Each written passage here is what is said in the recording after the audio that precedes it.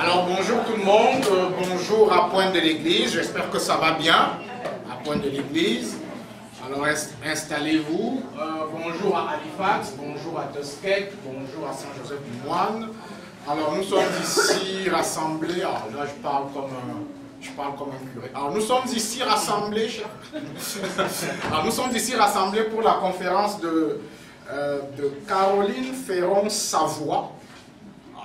À ne pas confondre avec Jacques Savoie. En Acadie, j'ai appris à me méfier de l'homonymie. Il y a beaucoup d'homonymes ici en Acadie. Alors donc, ça en est la preuve. Et elle m'a dit tout à l'heure qu'elle n'avait aucun lien de parenté alors, avec Jacques Savoie, donc il n'y a pas de conflit d'intérêt. Alors, nous nous sommes rassemblés ici parce que, en général, dans nos cours de langue écrite, nous faisons lire un livre. Il se trouve que ce livre est celui de Jacques Savoie, que nous avons déjà lu une fois, quand il a écrit 5 secondes. Et Jacques Savoie aurait dû venir ici, puisqu'on l'avait invité, mais pour des raisons de santé, il n'avait pas pu être là.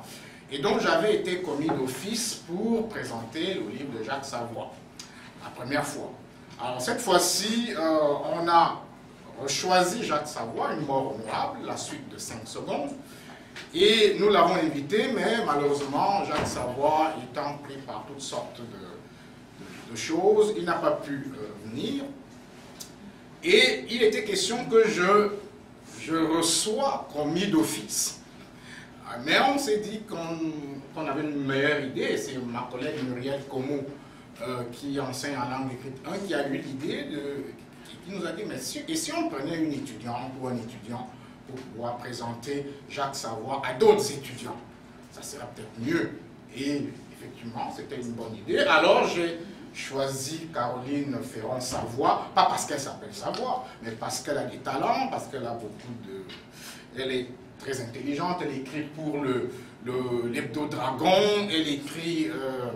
il y a certaines de ses chroniques qui paraissent dans le courrier de la Nouvelle-Écosse, parce qu'elle suit mon cours de littérature panorama des littératures francophones. Alors, Caroline est très impliquée, elle fait beaucoup de bénévolat, elle est étudiante en éducation, donc elle va être enseignante primaire. Secondaire. Au secondaire. J'ai fait mon stage en primaire et j'ai décidé d'enseigner au secondaire. Ah ben c'est très bien, elle vit dangereusement, donc elle va enseigner au secondaire. Alors donc elle veut être enseignante au secondaire, et vous allez voir, Caroline Ferron-Savoie a travaillé vraiment, a travaillé très fort, si je peux parler comme ça, pour vous livrer cette présentation. Alors puisque ce n'est pas moi que vous êtes venu écouter, mais Caroline, alors je vais donc céder la parole à Caroline pour vous présenter Une mort honorable de Jacques Savoie. Merci beaucoup. Bon, alors, premièrement, je m'excuse d'avance si je parle rapidement ou si je parle avec un accent un peu acadien, nord et haut-brunswickois. Si vous ne me comprenez pas pour une question de débit, de volume, d'accent, de problème d'oreille, parce que ça vous tente de me déranger, levez juste la main, faites-moi un signe, me dire « Caroline, tu parles trop vite ». Moi, aujourd'hui, ce que je m'attends de faire avec vous, c'est surtout de parler très brièvement du profil du roman. Et ensuite, je vais vraiment vous introduire les piliers principaux, les plus grands aspects du livre et les aspects un peu plus secondaires, mais qui ont quand même une certaine importance.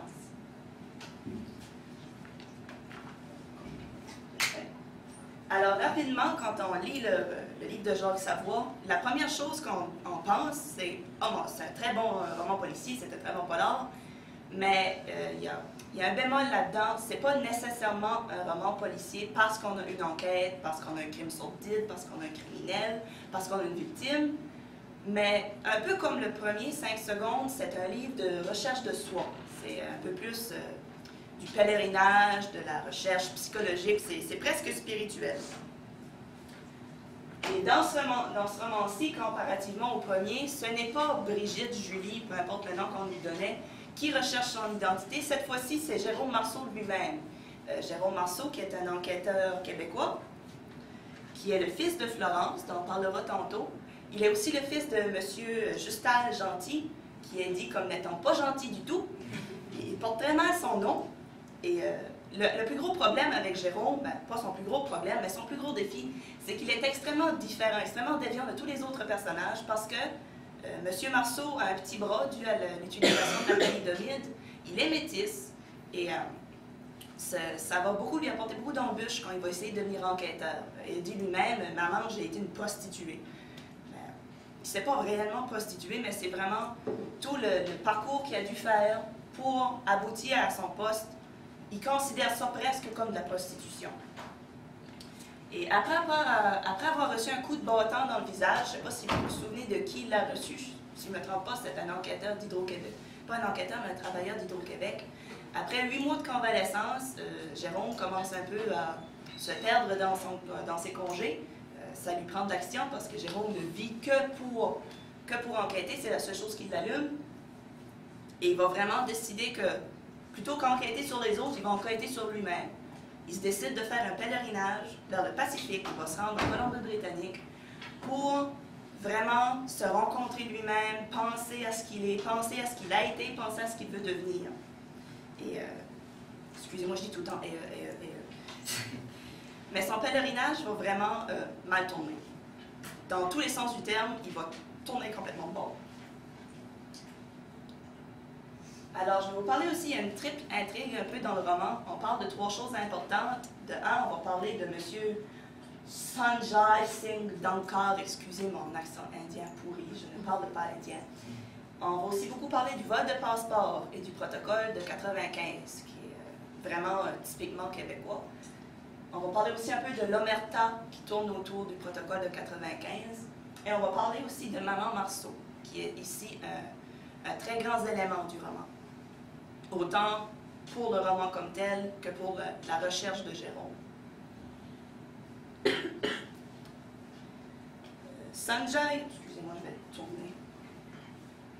Sanjay Singh Dhankar, ce qui est vraiment important avec lui dans le roman, c'est que s'il n'avait pas été là, Jérôme aurait fait son pèlerinage tranquillement et se serait trouvé. Il n'aurait pas eu d'enquête, il n'y aurait pas eu de crime, parce que c'est M. Dhankar qui vraiment va compliquer l'histoire.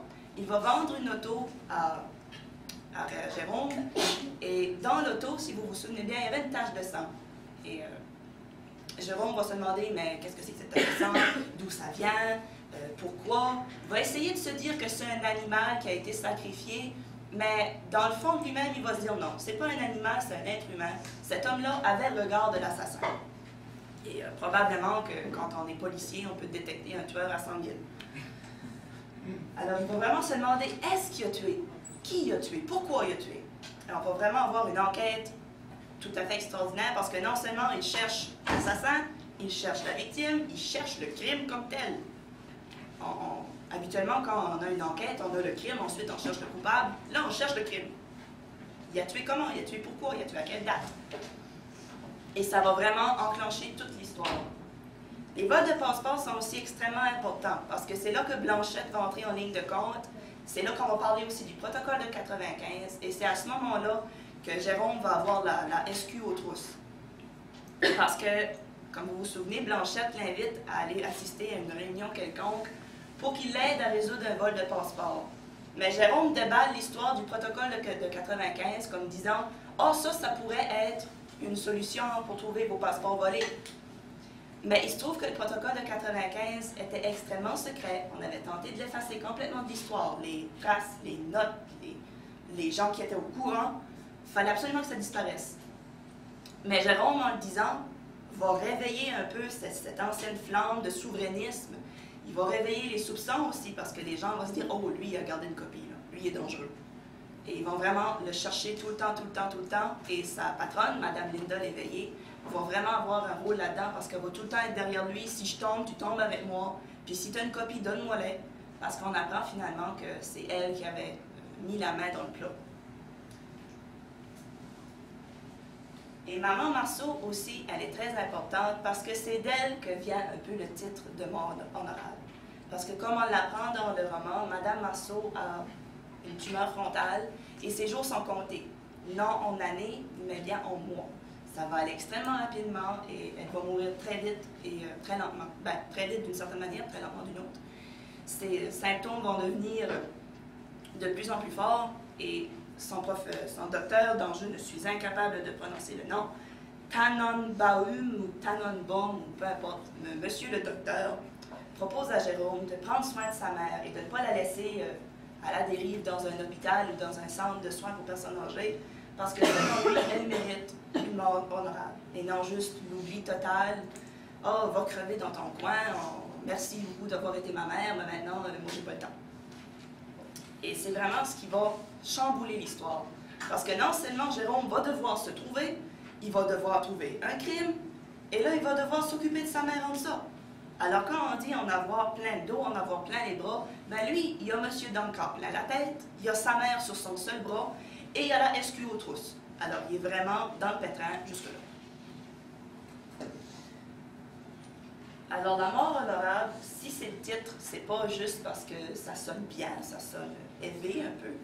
C'est parce que c'est extrêmement important. Presque tout tourne autour de la mort honorable. Comme je le disais tantôt, Jérôme va devoir mettre sa vie en parenthèse pendant un moment.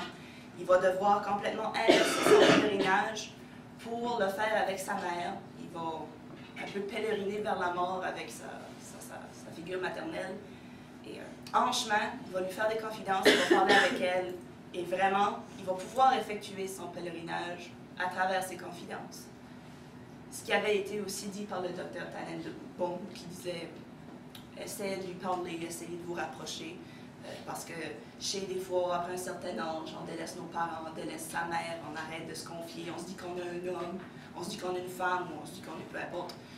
Mais essaie de te rapprocher, ça va vous faire du bien à tous les deux, pas seulement à elle, mais à toi aussi. Une autre mort qui est extrêmement honorable, extrêmement honorable d'une certaine manière dans ce livre, c'est la mort de Mademoiselle Rachmi, qui est un crime d'honneur. Elle n'est pas morte pour le simple plaisir, elle n'est pas morte d'une maladie, elle a été assassinée. Et pas parce qu'elle vendait de la drogue, pas parce qu'elle était au mauvais endroit au mauvais moment, mais bien parce qu'elle était amoureuse d'un Québécois. Et selon la... Vraiment, là, pourquoi il y a autant de termes indiens, la Kapanchaya, je n'ai aucune idée comment le prononcer, mais selon cette caste-là, cette élite-là, elle a commis l'erreur irréparable, elle a commis l'affront ultime. Et il faut ramener l'honneur sur la famille, donc il faut l'éliminer, il faut la tuer. Et, ça amènera aussi son crime d'honneur. Le crime d'honneur va vraiment amener un pèlerinage tout autre de celui de M. Jérôme. Ça va amener au pèlerinage de Gabriel. Gabriel qui était l'amoureux de Rachmi.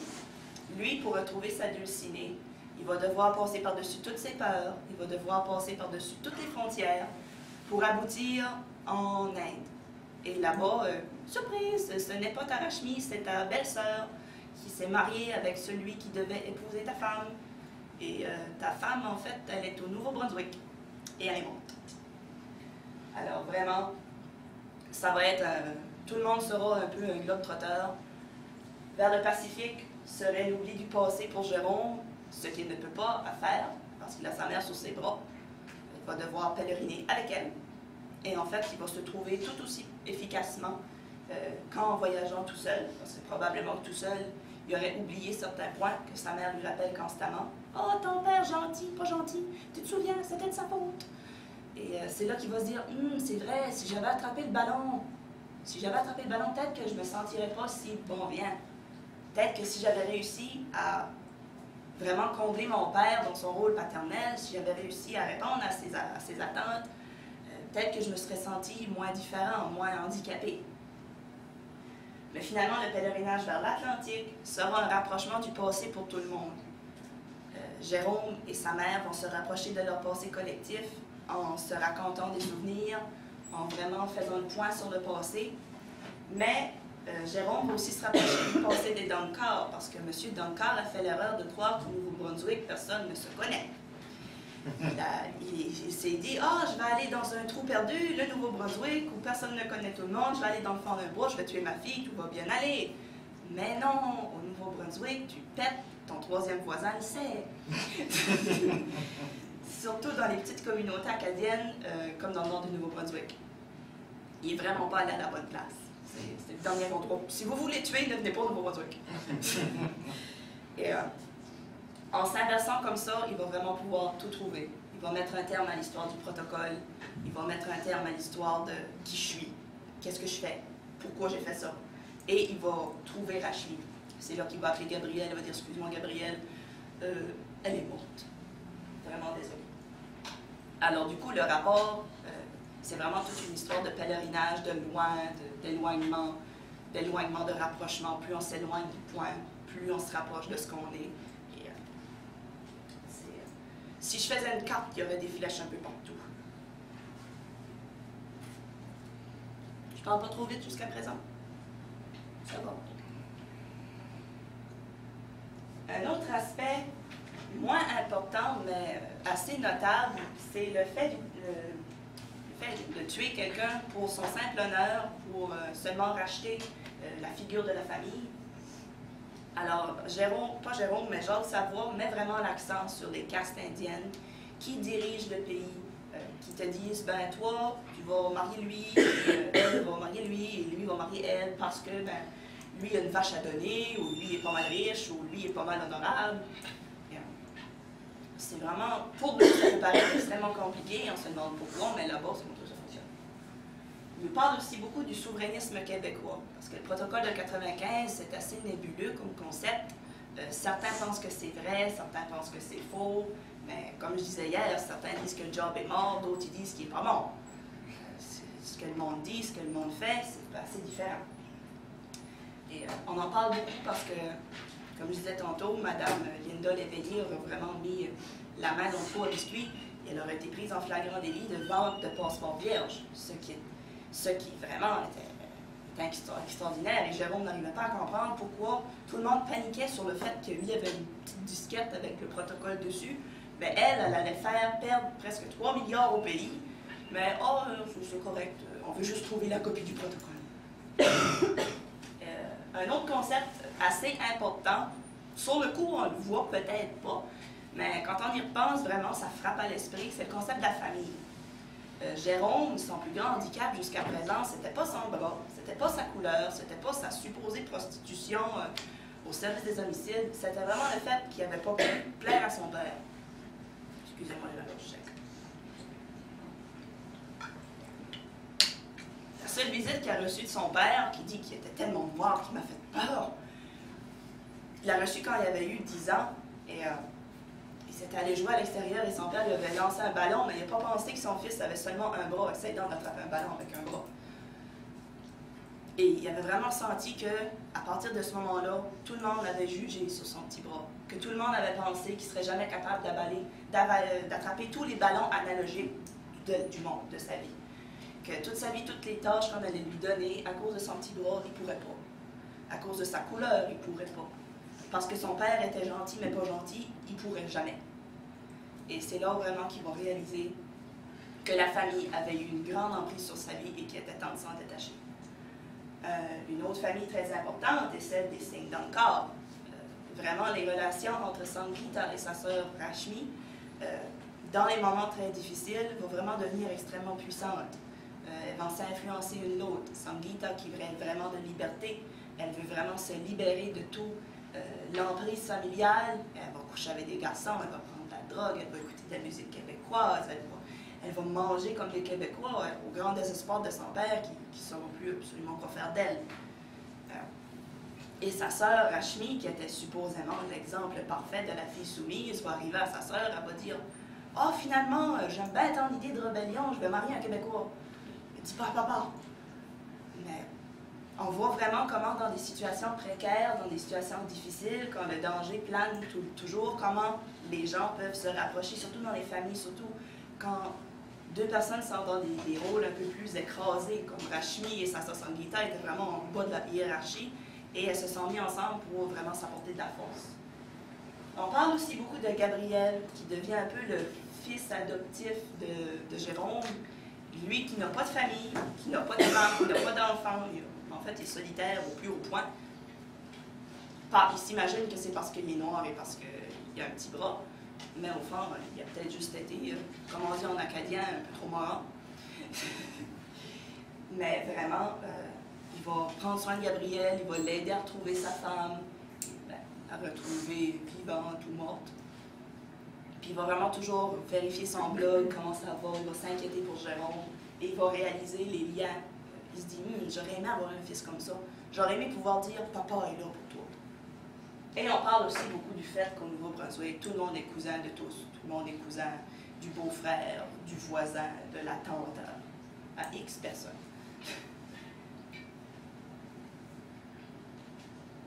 Et un autre petit point qui me faisait rire, c'est on voit à quel point Jacques Savoie a venu un peu près de tout.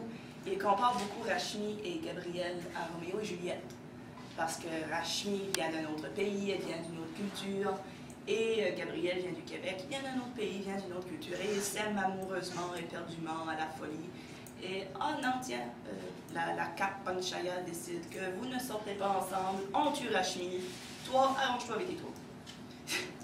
Et c'est vraiment l'impossibilité de leur relation qui leur donne un petit aspect shakespearien. Et un autre concept qui était assez important, je ne l'ai pas écrit parce que j'ai enregistré la mauvaise copie sur ma clé USB, c'est l'interculturalité. Vraiment, on parle de plusieurs pays, on parle de l'Inde, on parle du Canada, on parle des communautés au Nouveau-Brunswick, on parle des communautés en Inde, on parle des communautés au Québec. Comment au Québec, tu peux te promener dans la rue pendant 15 minutes sans rencontrer quelqu'un que tu connais, et comment au Nouveau-Brunswick, tu sors de ta maison 15 secondes et ton numéro 46 que tu connais. Même s'il y a seulement 45 personnes. On parle aussi beaucoup en Inde comment les gens sont soumis, combien ils sont dominés. Alors, on voit comment une personne qui arrive dans un autre pays peut se faire des stéréotypes un peu. Ah, ben au Nouveau-Brunswick, c'est un petit pays, c'est une petite place, ils ne connaîtront pas. Mais s'il avait vraiment connu le Nouveau-Brunswick, il se serait dit non, c'est la dernière place à y aller, parce que tout le monde va me regarder croche, parce qu'il y a des rideaux dans mon auto. Déjà, mon auto est laide, ils vont me regarder. Et ça se parle beaucoup. Comme au Québec, comme Jérôme disait, je peux me promener toute la journée dans le métro, je verrai personne, ce que je fais, personne ne va le savoir, personne ne va en parler.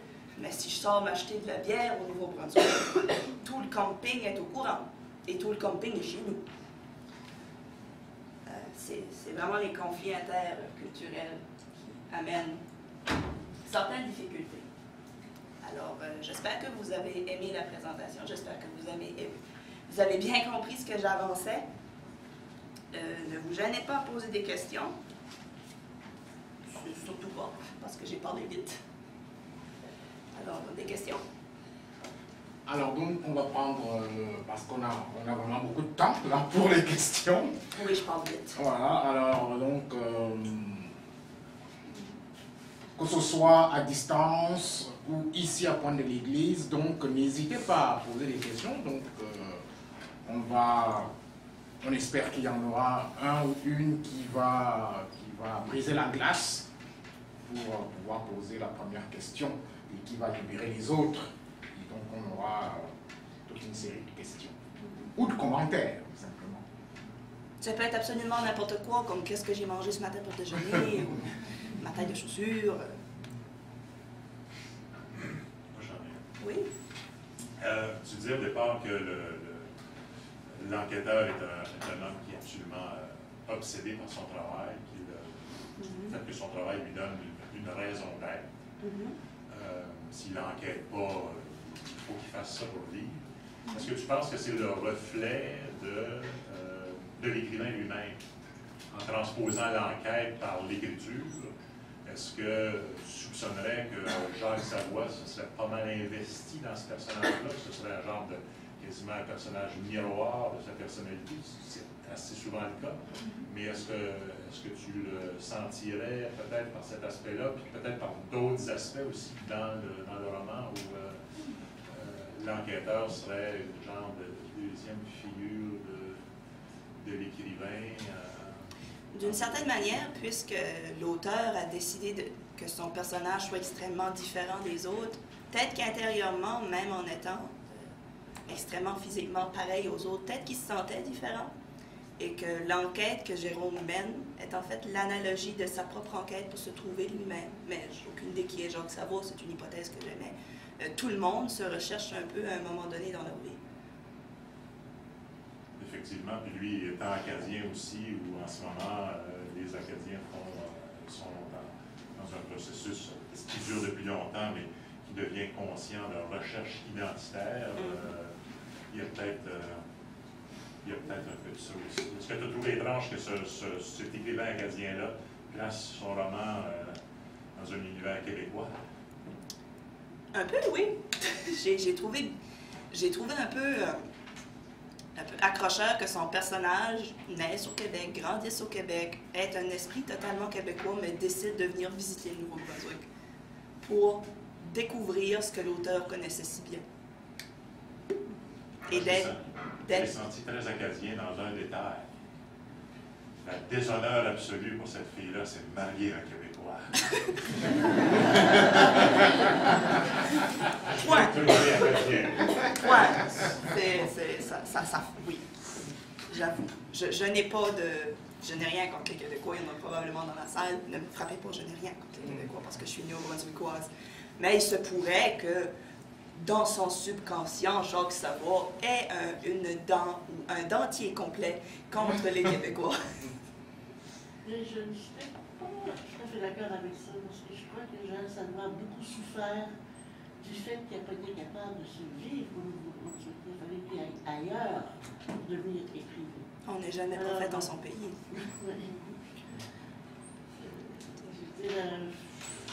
Il a peut-être voulu ramener son lectorat québécois au Nouveau-Brunswick. Hey, regardez, il se passe ça chez nous, là.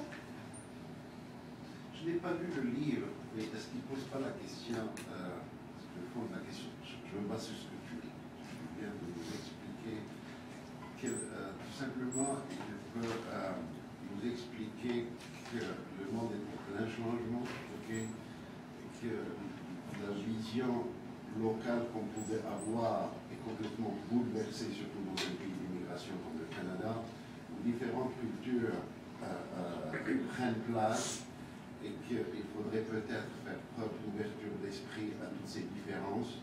C'est le Québécois qui arrive au Nouveau-Brunswick en imaginant qu'il peut s'isoler dans ce coin-là. C'est la réaction de la famille indienne à l'égard du comportement de la fille qui a fréquenté un Québécois. Il ne décrit pas un monde en plein bouleversement pour la sécurité identitaire qui aurait pu exister à un moment donné, en train d'être complètement bouleversé. Je n'ai pas lu le livre, je ne sais pas quel est son constat, s'il y a une morale derrière tout ça, si l'auteur fait part, à travers ses personnages, d'une attitude à adopter face à cette diversité de plus en plus grande, ou est-ce tout simplement un constat qu'il expose en disant le monde est en changement, le Québécois ne raisonne pas comme l'Acadien, l'immigrant qui débat d'Inde voit les choses autrement, etc. Est-ce qu'il n'y a pas un oui, fond il y a certainement un fond et probablement un fond épais de ça. Parce que c'est vrai qu'on parle beaucoup de mélange de cultures, on parle d'intégration, on parle de gens qui arrivent et qui s'en aillent, on parle beaucoup de mariage interculturel que ça amène. Ici, c'est peut-être un peu analogique que ça amène au décès de la fille, mais ça peut aussi amener d'énormes conflits. Ça peut forcer quelqu'un à déménager, premièrement, d'être obligé de quitter l'Inde pour aller s'établir au Québec. Et ça peut emmener beaucoup de difficultés dans les familles parce que c'est vrai, l'enfant qui est métis culturel, il va se demander qui suis-je? Est-ce que je suis indien? Est-ce que je suis québécois? Est-ce que je suis néo-brunswickois? Et c'est là vraiment qu'on peut amener à certaines difficultés identitaires. Parce que je constate qu'il s'est basé sur un fait réel qui s'est produit à une année. Le livre vient de sortir? Oui. Ok. C'est l'affaire du crime d'honneur dans les médias, on en parlait. C'est passé en Ontario, au Québec. En Ontario, il vivait au Québec, mais le crime s'est passé en Ontario. D'ailleurs, ils sont allés tuer en Ontario, justement, un peu comme dans le roman où on va tuer au Nouveau-Brunswick, on habite au Québec, on va tuer ailleurs, en espérant qu'on va camoufler, justement. Peut-être, je ne sais pas l'auteur comment il perçoit ça. Est-ce que c'est une incompréhension de la société d'accueil? Est-ce que c'est une condamnation de ce comportement indien? Est-ce que vous sentiez, quand vous lisiez le livre, que l'auteur condamnait ce type de réaction, ou est-ce qu'il Certains expose froidement la chose, hein? Certains personnages, vraiment, comme je me souviens plus exactement de son prénom, mais elle travaillait dans une auberge. Elle a vraiment dit, j'ai pas l'habitude de parler des mal des clients, mais eux, là, j'ai pas beaucoup aimé leur comportement, je les trouvais bizarres. Je trouvais que le fait que sa femme reste tout le temps dans sa chambre et que sa fille reste tout le temps dans sa chambre et que lui venait manger, elle dit, ça, je trouvais ça un peu étrange et je trouvais ça injuste, je trouvais ça différent.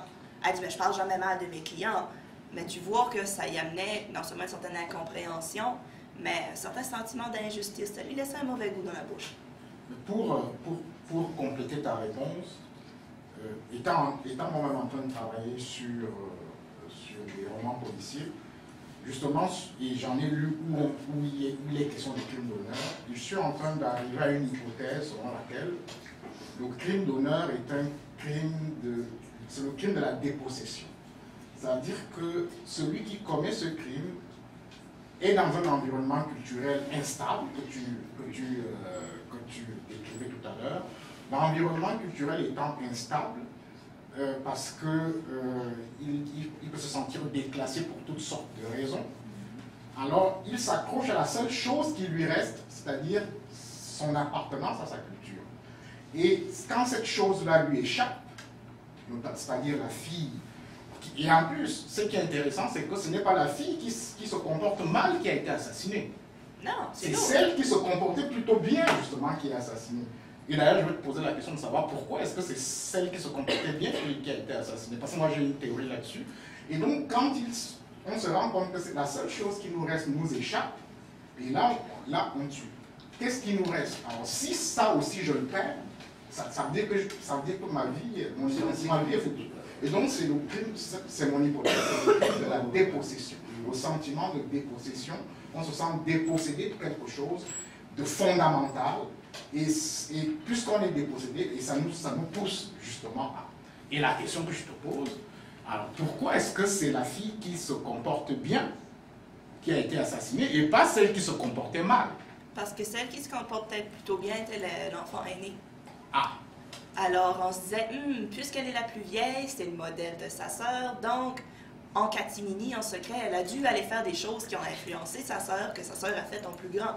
Et comme sa sœur, comme Rachmi voulait épouser un Québécois, ben ils ont comme déduit que sa sœur, Sangeeta, disait, puisque ma grande sœur peut marier un Québécois, moi je peux faire ce que je veux.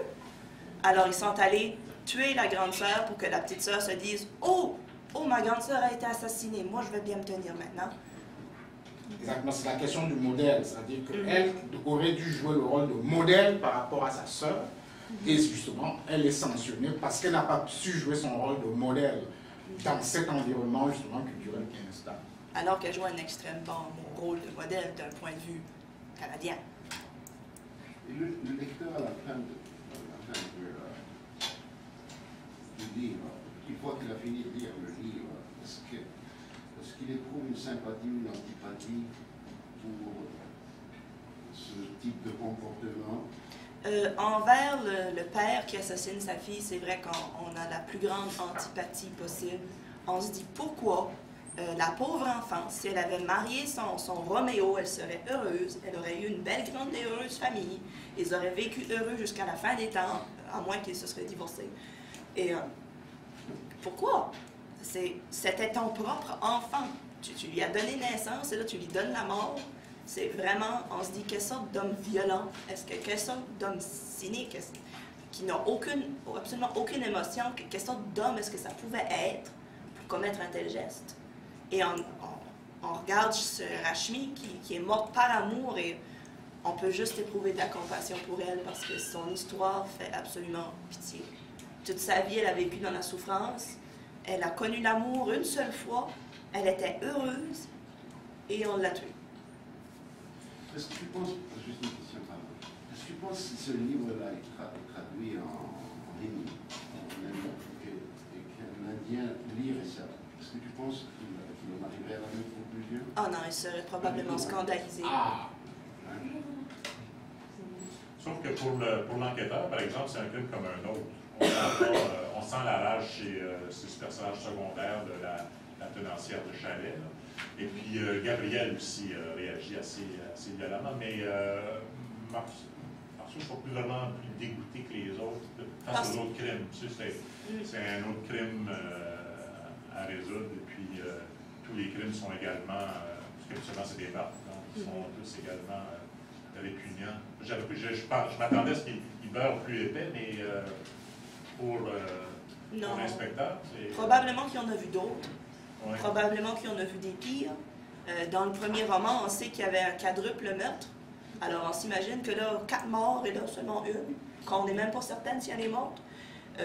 D'un point de vue enquêteur, probablement qu'il s'est dit, en nombre, ils sont moins nombreux. Et pour revenir à la question de Désiré, là, pourquoi est-ce qu'il tue l'aînée, pourquoi est-ce qu'il tue celle qui se comporte bien? Est-ce qu'au niveau analogique aussi, c'est pas une façon très étrange pour le père d'en finir ou de tuer sa propre culture? Parce que il tue celle qui représente sa culture et puis il laisse l'autre survivre. Alors, au niveau analogique, c'est assez contorsionné comme je ne sais pas.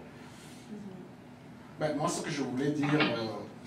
alors, est-ce qu'il y a des questions à distance, déjà d'abord, parce qu'on monopolise un peu la parole ici à Pointe de l'Église. Est-ce qu'il y a des questions à distance, à Tusquet? Oui, à Tusquet, c'est moi. C'est moi qui pose une question probablement au nom de mes étudiants qui sont peut-être un peu trop gênés pour parler. Mais c'est par rapport... Alors Caroline, si tu voudrais bien faire un retour à la diapositive qui parle du protocole de 95, si tu veux bien. Peut-être expliquer en plus de détails l'élément de ce détail-là. Tu mentionnes que c'est un aspect dominant, mais je sais que quelques-uns de mes étudiants ont eu de la difficulté à saisir, et probablement moi-même. Et une question plus directe, alors au deuxième point, ça dit le mot omerta. Est-ce que tu peux expliquer en plus de détails, s'il vous plaît? Une omerta, c'est un thème propre à la mafia. L'omerta, c'est vraiment comme la loi du silence. Quand on fait une omerta sur quelque chose, c'est qu'on a décidé que personne n'en parlerait, que ça allait rester strictement secret et que ceux qui en avaient connaissance ne le partageraient à personne. Et c'est vraiment ce que Marceau est allé briser, de briser l'omerta. Et le protocole de 95, même si c'est pas certain à 100% que c'est véridique, c'est qu'on soupçonne qu'il y aurait eu une construction de chambres souterraines quelconques sous des édifices politiques ou publics, sous des édifices publics, pour relier, si je me souviens bien, c'était quelque chose sur l'avenue René-Lévesque et quelque chose, je pense que c'était le Parlement canadien, c'était quelque chose d'assez important. C'est en fait c'est sous le métro, donc en prévision de l'indépendance du Québec. Donc on avait relié un certain nombre, on avait construit un certain nombre de couloirs souterrains en dessous des édifices qui appartenaient au gouvernement fédéral. Donc il y a une certaine élite seul avait assisté à cette réunion. Et d'ailleurs, Marceau avait assisté à cette réunion parce qu'il maîtrisait très très bien le souterrain. C'est un enquêteur qui a travaillé, qui a enquêté dans le métro de Montréal. Et donc, comme il connaissait très très bien la ville souterraine, c'est pour ça qu'il avait participé, selon l'auteur, à cette réunion où il a été question du protocole justement de 95, où justement on devait préparer toutes les mesures donc, liées à l'indépendance du Québec. Oui, c'était vraiment important. Moi, j'ai essayé de regarder sur Internet de qu'est-ce que c'était, mais même sur Internet, il n'y a absolument rien. On n'en parle même pas. Si tu tapes protocole de 95 Québec sur Google, ça ne donne absolument rien. Est-ce qu'il y a eu un référendum en 95? Oui. Ils avaient essayé de faire voter l'indépendance. Au référendum, hein? Ils avaient essayé de faire voter l'indépendance. Et en prévision du oui, c'est là qu'on avait supposément construit ces chambres secrètes sous le métro. Voilà, exactement. Mais il y a eu le non. C'est que s'il y avait un oui qui était passé, il y aurait eu une période d'instabilité parce que là, on était pour créer un nouveau pays avec une province. Donc là, pour le gouvernement fédéral, ça aurait causé un paquet de problèmes légaux, à savoir ce que Ottawa, ce qu'ils appartiennent, ce dont ils sont propriétaires au Québec. Là, tout à coup, ça appartient à qui, et puis il y a des documents. Alors, selon cet substantieux lieu-là, on aurait enfoui des sommes de choses qui appartenaient au fédéral pour les cacher et les envoyer à Ottawa, probablement en catimini, là. Mais ça aurait été un lieu comme ça qu'on aurait préparé en prévision de cette instabilité politique-là pour que le gouvernement fédéral aille se regrouper dans ce souterrain-là et n'en parler à personne. Alors, c'est une possibilité. Je ne sais pas si ça s'est fait ou non. Mais, moi, personnellement, Est-ce j'avais que un an. l'auteur vit au Québec? Non, est-ce qu'il vit au Québec? L'auteur, oui, il vit au Québec. Il vit au Québec, mais il est Nouveau-Brunswick. Ce qui expliquerait peut-être qu'il est situé son livre au Québec. Alors, à Tosquette, est-ce que ça va? Est-ce que les réponses... Est-ce qu'il y a d'autres questions d'abord? Est-ce qu'il y a d'autres questions? Merci des explications, ça va beaucoup mieux. Ok. Alors, à Halifax, est-ce que vous avez une question? À Saint-Joseph-du-Moine, à Petit-Degrad? Petit-Degrad, personne. Par qui de conscience? Ici à Halifax, j'ai une petite question ou commentaire. Est-ce que vous pouvez fermer le micro à la pointe? Il y a comme un écho. Ah, ok. J'appuie juste? Oui, appuie. Oui, c'est juste comme on a parlé un peu de comme le mort réel de Florence et aussi de Rachmi, mais que pensez-vous de comme le mort honorable comme dans un sens de Jérôme, comme s'il donne comme plus ou moins toute sa vie à son travail, puis plus tard à sa mère, puis comme c'est comme lui, c'est la chose honorable, c'est comme un mort métaphorique de lui, comme que pensez-vous de cela? Mort métaphorique. Là, tu peux ouvrir le micro. Ouais, ça serait mieux si vous m'entendiez. Le concept de mort métaphorique, je ne l'ai pas vraiment vu ni compris. Mais c'est vrai que Jérôme va vraiment dédier sa vie à résoudre les crimes des autres, résoudre les morts des autres. Et on ne cite jamais la mort de Jérôme comme telle, ni même celle de Florence. En fait, elle meurt, on sous-entend qu'elle va mourir quelque part dans l'après-récit. Quand, on n'en a aucune idée. Comment, où, on ne sait pas. Mais c'est vrai que c'est extrêmement important le fait de mourir honorablement avec le don de soi. Mais ce qu'il pose, c'est intéressant, ce qu'il pose comme question, parce que là, du coup, la mort, à mon avis, de métaphorique ou symbolique de Jérôme devrait être peut-être transformée en vie. C'est-à-dire que maintenant, Jérôme peut vivre. Oui, c'est vrai. Il peut maintenant vivre, c'est-à-dire qu'il a accompagné sa mère est morte dans la dignité, parce que le concept de mort honorable ici, c'est toute la discussion et tout le débat qu'on a même d'ailleurs au Parlement sur la mort dans la dignité. Alors, les gens qui se battent pour pouvoir mourir dans la dignité, alors je crois que là maintenant, Jérôme, une fois qu'il a accompagné sa mère, oui, une fois qu'il a accompli ce pèlerinage, il peut revenir à la vie. Et donc, commencer à prendre soin de lui. D'ailleurs, il a un fils adoptif. Alors, donc, et en plus, pour la première fois, on nous parle de Jérôme qui fait l'amour avec Blanchette. Oui. Parce que dans 5 secondes, c'était comme un personnage qui était incapable de sentiments, qui ne vivait que pour son travail. Et là, on voit que c'est un enquêteur qui a aussi une sexualité. Donc, il va être dans la vie. Oui, il va vraiment il va laisser tomber toutes les barrières qui s'étaient instaurées à lui-même, autant côté social, autant côté amoureux. Il va vraiment commencer à construire sa propre identité et sa propre existence. Il va laisser tomber vraiment le poids de ce que c'est qu'être enquêteur, de ce que c'est qu'être le fils de Justin Gentil, de ce que c'est qu'être le fils d'une femme qui a pris de la thalidomide, et il va vraiment embarquer à être « je suis l'enquêteur Marceau et je fais ce que l'enquêteur Marceau veut faire ». Oui. J'ai une question. Oui, c'est vrai. Comme j'aurais plutôt dire comme le sacrifice honorable de Jérôme. Mais oui, c'est intéressant. Oui, c'est vrai, c'est un sacrifice. Oui, c'est ce que j'allais dire. Moi, lui, il fait un sacrifice honorable de son existence, alors que, de son point de vue, alors que Rachmi, elle, le père fait un sacrifice déshonorable de sa fille, du point de vue, c'est ça qui les oppose. Encore une fois, du point de vue occidental, et c'est pour ça que je voulais intervenir tout à l'heure pour être un peu en désaccord avec toi quand tu as dit que c'est un homme qui n'a pas de sentiments. Et justement, il tue parce qu'il a trop de sentiments. Parce que justement, l'honneur ici doit être mis en lien avec la honte. Parce que justement, il éprouve ensemble. Il y a la honte et l'honneur sont jetés sur sa famille. Et il n'est pas le seul. Il y a une réunion en Inde.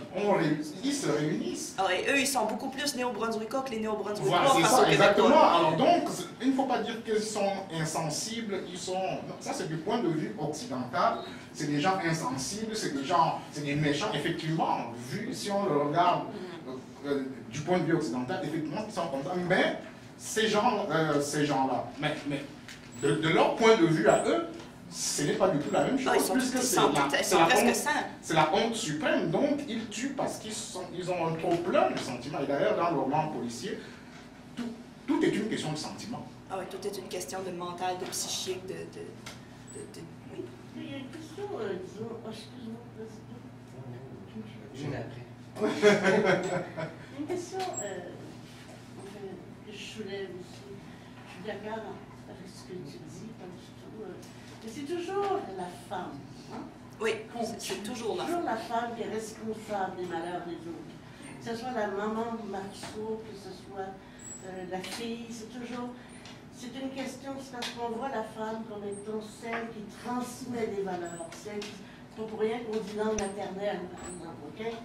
On dirait jamais langue paternelle, OK? C'est la langue maternelle. Donc, elle est toujours perçue comme celle qui transmet. Alors, il semble, à un moment donné, quand elle ne transmet pas, on tue. OK? Alors que je pense qu'il y a tout cet élément-là aussi qu'il veut apporter, l'auteur amène. Okay? C'est sous-jacent à tout ce que... Mais en tant que femme, quand tu lis le roman, tu vois cette dimension-là. Ah oui. Je suis pas sûre. Je posais la question, les messieurs, les hommes qui ont lu des romans, est-ce que vous avez senti cet aspect-là également aussi fort que peut-être une femme est capable de moi, je l'ai senti, je trouvais ça tellement injuste. Alors, les garçons ici, les quelques rares garçons, est-ce que vous avez senti ça par rapport à la femme, comme le dit le professeur Muriel Como, ou la professeure Muriel Como? Alors, si j'interroge Monsieur Bernard, est-ce que tu as senti ça? Non. Là, qu'elle mentionne, je m'en aperçois un peu. Oui, c'est vrai qu'il y a toujours cette hostilité envers la femme. C'est la femme qui a mangé la pomme, c'est la femme qui a ouvert la boîte de Pandore. C'est toujours la faute de la femme. Et là, s'il y a un déshonneur dans la famille, oh, c'est ma fille, je la tue. Parce que l'aînée aussi, qu'on a tué, était tout de même porteuse de valeur. Oui, parce que c'était le modèle, justement, de sa petite sœur. C'était le modèle, alors c'est elle qui tue, je veux dire, parce qu'elle est porteuse de valeur, alors que l'autre ne l'est pas. La question, par exemple, de l'enquêteur qui veut véritablement être présent, accompagner sa mère dans tout ça, c'est parce que c'est la mère qui est porteuse de tous les problèmes qu'il a. Si la mère n'avait pas eu pris thalidomide, ça n'avait pas fait cesser, tout ça, alors, puis quand arrive ce genre d'accompagnement avec une femme qui t'a mis au monde, c'est sûr qu'il fallait qu'il fasse ce pèlerinage-là, parce que sinon, il a été coupable toute sa vie, ça se sentit comme tu l'as dit d'ailleurs. Alors, il y a cette dimension-là dans le roman que je trouve intéressante.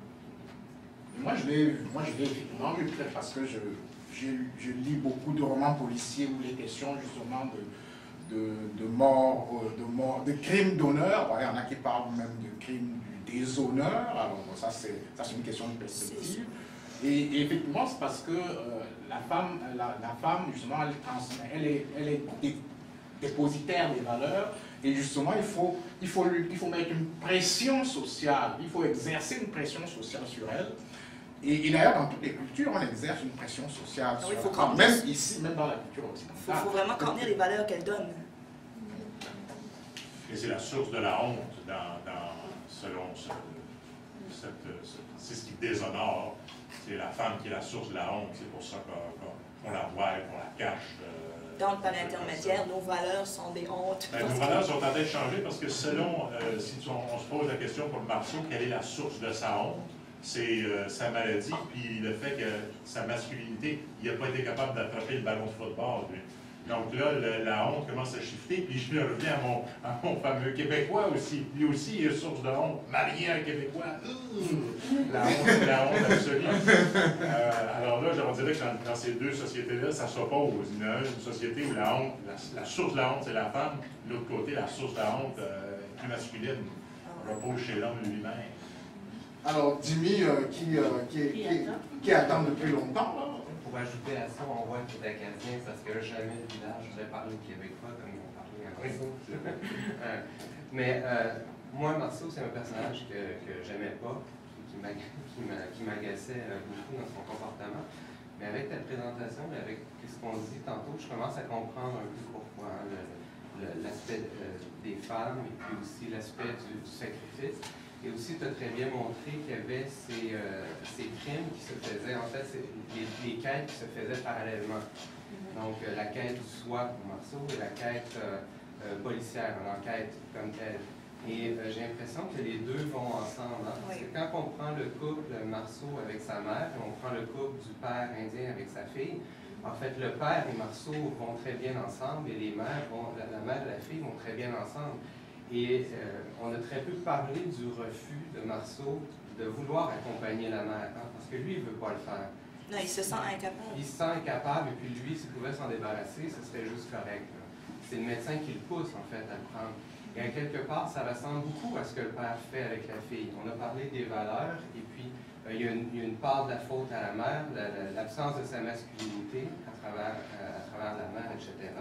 Et on a l'impression qu'il y a cet élément-là chez lui aussi. Donc, il y a le sacrifice dans ce sens-là. Et on peut relier les deux quêtes, en fait. Le fait qu'il va jusqu'au bout dans la compréhension de la mort de la jeune fille va permettre, c'est ça qui va permettre, en fait, qu'il va aller voir sa mère après et qui va lui donner, justement, cette impulsion de vie qu'il va avoir avec la mère. Est-ce que tu es d'accord avec ça? Oui, parce qu'elle a toute faim après tout ce qu'il a vu, après tout ce qu'il a vécu, après toutes ses recherches. Il va aller à sa mère, il va dire « Maman, t'avais raison. J'ai peur qu'on m'abandonne. » Puis à ce moment-là, sa mère va se tourner vers lui, puis il va lui demander « Qui êtes-vous, monsieur? » Et c'est un peu analogique parce que, oui, elle se souvient plus de lui parce qu'elle est malade, mais d'une certaine manière, elle pourrait ne pas le reconnaître parce que tout d'un coup, il a changé dans sa propre vision de lui-même. Oui, et puis c'est une réconciliation avec les vérités qu'il lance en pleine face. En fait, tu t'es fait une idée de toi-même, mais c'est pas la bonne idée que tu t'es faite, alors que le père, lui, n'a pas voulu changer son idée. Lui, quand il a vu, en fait, elle est porteuse des traditions, c'est la bonne fille, mais c'est elle qui va aller aussi loin de vouloir épouser un Québécois, et puis lui, plutôt que de réaliser comme Marceau que finalement elle avait raison, il va assassiner, alors que Marceau essaie de se débarrasser de ça. Il essaie sauf qu'il est poigné avec sa mère et la réconciliation. Oui, puis on voit aussi dans le fait qu'il accompagne sa mère, c'est déjà une évolution au niveau de la société. Parce que normalement, dans 95% des cas, les accompagnateurs de parents, selon les rumeurs, ce sont des femmes. Voilà, alors que présentement, il y a de plus en plus d'hommes qui acceptent ce rôle. Et puis le rôle de Marceau, il l'a fait avec une certaine distance, mais au moins il l'a réussi, il l'a fait. Mais il a fallu qu'il y ait l'aide de Mme Viola, il a fallu une aide féminine pour le ramener dans son rôle d'accompagnateur. Est-ce que vous avez des questions à point de l'Église ou à distance, à l'IFAX? Est-ce qu'il y a d'autres questions? La question sur le sacrifice était très intéressante. Est-ce qu'il y en a d'autres? J'aime comment c'est seulement les professeurs qui parlent. Oui, enfin un élément. Ah, une question. Monsieur Maillet. Non, acadien, j'aime donc parler bien. J'ai dit ça avec les acadiens. J'ai trouvé que dans le livre, la majorité des Acadiens étaient décrits comme étant simples, étaient plutôt des pions des Québécois qui étaient plus intelligents que les autres. Pourquoi est-ce qu'il y a une qu'un Acadien écrivait ça à tout son cas? Ah, bonne question. Parce que c'est adressé, je ne sais pas si tu as remarqué, mais c'est beaucoup adressé à un électorat québécois. L'histoire se passe principalement au Québec, le personnage est québécois, et si l'auteur est arrivé avec « Les Acadiens sont terriblement intelligents, ils sont aussi bons que les Québécois », auraient fait « Non ». Oh, c'est pas sûr. Ben, peut-être que certains, parce que si comprendre, parce que certains Acadiens vont dire des Québécois plus intelligents que nous autres, non. Mais les Québécois auraient pu faire exactement la même chose. Il y a probablement juste pigé dans le stéréotype pour accommoder le lectorat.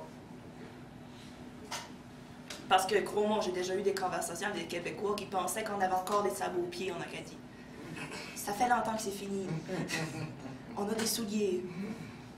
Cette discussion me donne envie de lire le livre. Je vais le lire.